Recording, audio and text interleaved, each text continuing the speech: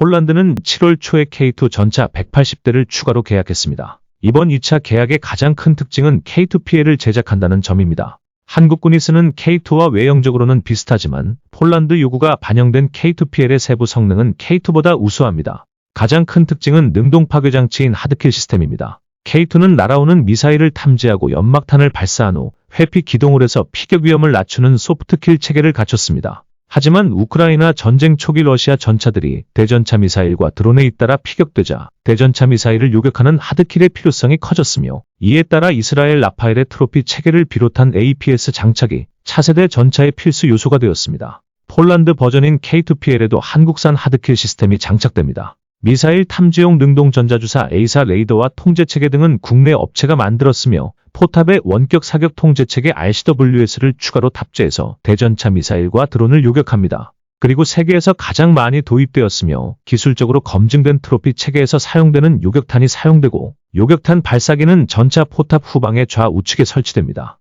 또 장갑도 K2 전차보다 한 세대 더 진보한 장갑으로 강화됩니다. 대전차 미사일과 드론 그리고 로켓포는 하드킬로 저지할 수 있지만 포탄 파편은 장갑으로 막아야 합니다. 폴란드의 최대 위협인 러시아 전차는 125mm 활강포로 무장하고 있어 전차의 생존성을 높이려면 장갑 구조를 강화할 필요가 있습니다. 문제는 하드킬 시스템과 장갑 강화 등의 조치를 취하면서도 전차의 경량화를 달성해야 한다는 점이며, 루마니아를 비롯해 러시아와 인접한 동유럽 지역은 교통 인프라가 낙후되어 있어 나토에서도 기계화 부대 이동에 대한 우려가 적지 않습니다. 특히 폴란드와 우크라이나 일대는 넓은 평야지대로서 습지가 많고 도로나 교량과 공병 장비 등이 노후화되어 있어 전투 중량이 지나치게 무거운 전차는 운용이 쉽지 않습니다. 폴란드가 도입한 독일산 레오파드는 전투 중량이 60톤이며 미국산 에이브람스 전차는 65톤이라서 지나치게 무거운 전투 중량으로 폴란드 내에서 운용에 제약이 있습니다. 반면에 K2는 55톤으로서 상대적으로 가벼워 폴란드 환경에 적합하며, 특히 자동 장전 장치와 뛰어난 기동성 그리고 강력한 화력은 K2 전차의 핵심 경쟁력이라고 할 수 있습니다. K2는 자동 장전 장치를 통해 승무원의 부담을 줄이고 전투 효율성을 극대화했으며, 최첨단 사격 통제 시스템을 통해 정확하고 강력한 화력을 가질 수 있었으며, 덕분에 에이브람스보다 더 빠른 속도로 포탄을 발사할 수 있습니다.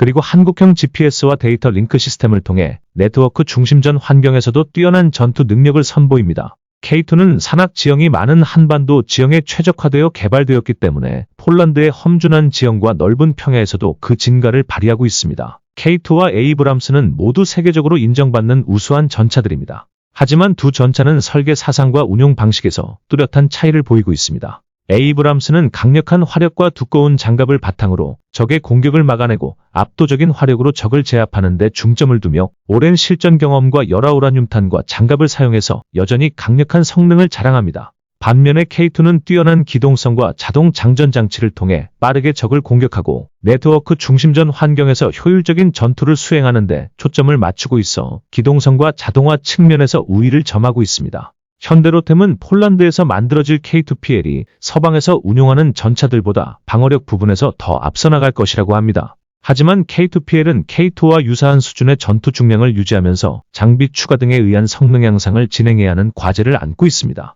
제한된 체적과 무게 속에서 K2보다 우수한 방어력을 지닌 장갑 구조를 갖출 수 있도록 새로운 기술이 적용됩니다. 이번 수출은 구매국의 수요에 부응하는 맞춤형 무기를 제안하면서 국내 방산업계가 지속적인 수익을 얻을 수 있는 길을 열었다는 점에서 의미가 있습니다. 과거 한국의 방산은 한국군이 쓰던 무기를 해외에 판매해왔습니다.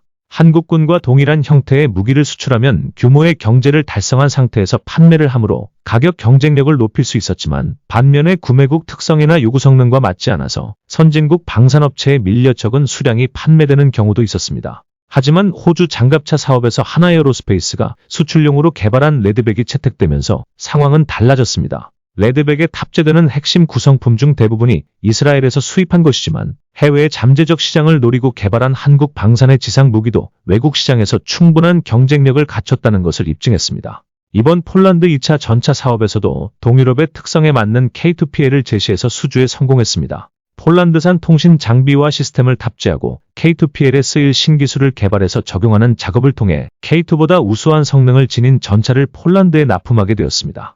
현지 조립 생산도 새로운 기회를 제공할 수 있습니다. K2PL의 현지 생산은 폴란드 피지지그룹 산하 부마르 아베디가 맡으며, 1951년에 설립된 부마르 아베디는 기갑 장비를 생산 수리하는 업체입니다. 냉전 시절 T-34를 비롯한 구소련 전차를 생산했고 냉전 이후엔 레오파르2를 개조했습니다. 하지만 전차 생산을 위한 발주가 줄어들면서 기술 기반 유지가 어려워졌고 부마르 아베디로선 이번 K2PL 생산을 통해 기업 경영과 매출을 되살릴 수 있는 좋은 기회입니다. 현대로템 입장에서도 현지화를 통해 시장 및 매출 확대를 꾀할 수 있으며 폴란드에서 K2PL을 생산하면 EU 영내에서 만들어진 것이므로 유럽에서 전차 수요가 있는 국가들에게 판매도 한층 쉬워집니다. K9 자주포를 구매한 루마니아는 재정 문제로 내년에 신형 전차 사업을 하기로 했으며 K2를 살 가능성이 높은 나라입니다. 폴란드와 인접한 슬로바키아도 K2PL 구매 가능성이 제기되고 있습니다. 이들과 가까운 폴란드에서 K2PL을 생산하게 된다면 한국에서 후속 군수 지원을 하는 것보다 훨씬 더 신속하게 진행할 수 있습니다.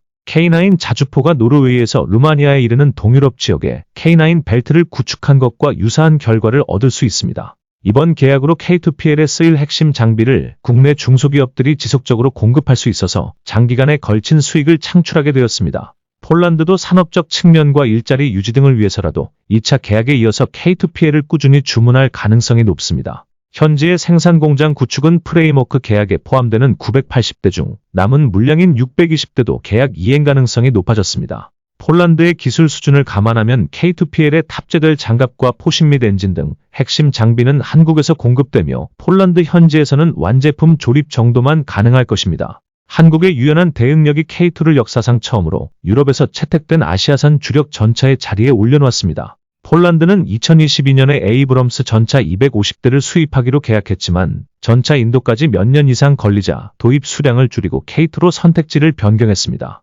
그리고 사실상의 유럽 표준 전차라고 불리는 독일 레오파드2를 250대를 보유하고 있지만 유지보수가 어려워서 K2 수량이 어느 정도 확보가 된다면 레오파드는 모두 퇴역하게 됩니다.